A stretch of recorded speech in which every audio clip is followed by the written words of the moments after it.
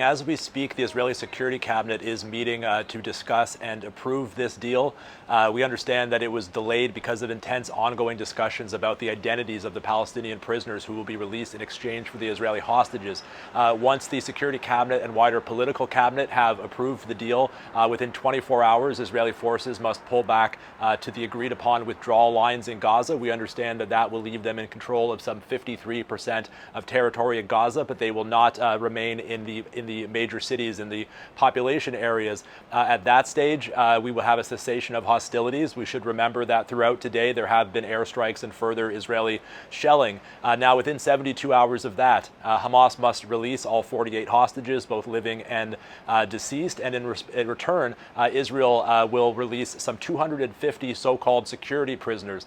These are prisoners, Palestinian prisoners, serving life sentences in Israeli jails, as well as 1,700 people detained in Gaza since October 8th, so people not involved in the October 7th attacks. Now, those negotiations on the identity of the Palestinian security prisoners have been intense.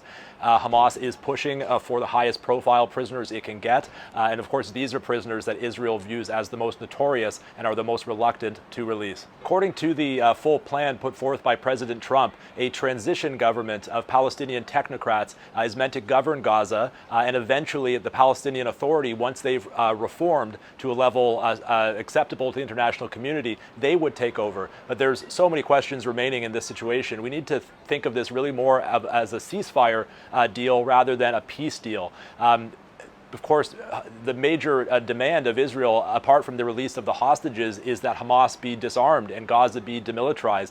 And there's been no mention made of that. Hamas has said forever that disarming is a red line, and they've shown no willingness to do so. And of course, similarly, this government of Palestinian technocrats, Hamas, have said that that should be based on national consensus. And it's believed that they're going to want to have a say in who those technocrats are. So major stumbling blocks, major obstacles remain to be overcome for this temporary, perhaps, ceasefire to extend into a full, lasting peace deal.